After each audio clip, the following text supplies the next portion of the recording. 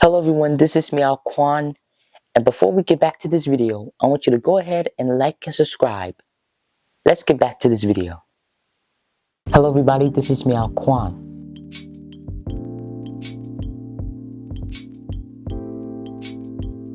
And I'm going to talk about a city that is in Georgia called Lawrenceville, Georgia.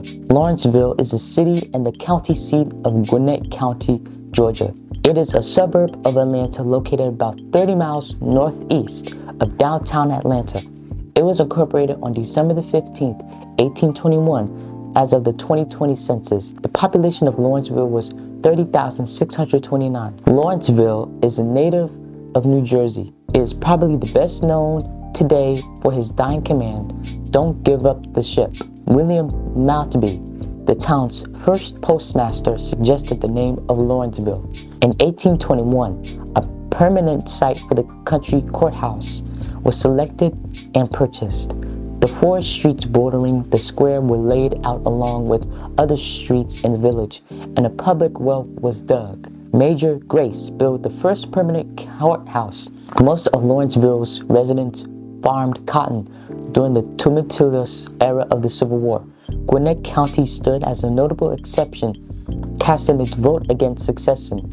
At the heart of the dissent was Lawrenceville. The county seat was dispatched 3 delegates to represent its staunch opposition to secession. This resistance stemmed partly from the county's unique demographic makeup, characterized by a relatively low slave population. Despite its initial reluctance to join the secessionist cause, Lawrenceville found itself drawn into conflict as it rallied to support the Confederate war effort. Bustling town was home to the Lawrenceville Manufacturing Company, a prominent cotton mill established in the 1850s. This mill played a vital role in producing essential textile goods, including uniforms to supply the Confederate Army. The town became a target for frequent raids by Union forces, disrupting daily life and installing fear among its inhabitants.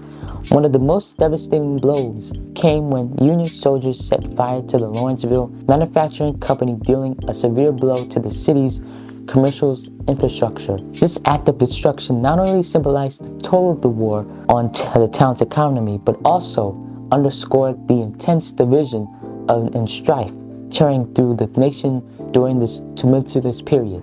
Cortlandt Winn served 2 terms as mayor starting in 1884 when he was 21 years old. The 2 most famous people born in Lawrenceville gained their fame elsewhere. Charles Henry Smith, born in 1826, left as a young man and lived most of his life in other Georgia towns. During the Civil War, he wrote humorous pieces for Atlanta newspapers under the name Bill Arp. Ezra Charles, born in 1921, grew up in Cincinnati, where opportunities for African Americans were far better at the time than in Deep South. He eventually became the world heavyweight boxing champion, defeating Joe Louis by unanimous decision on September the 27th, 1950. Lawrenceville was one of the many venues in the nation where Hustler magazine publisher Larry Flint faced obscenity charges in the late 1970s. On March 6, 1978, during a lunch break in his Lawrenceville trial, his local attorney Gene Reeves and he were shot by a sniper near the courthouse. Both survived, though Flint was seriously disabled.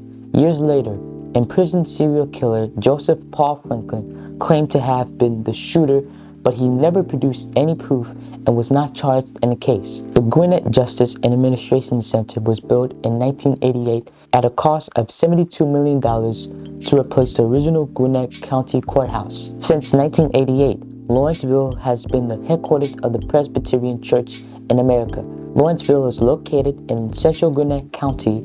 According to the United States Census Bureau, the city has a total area of 13.5 square miles, of which is covered by water.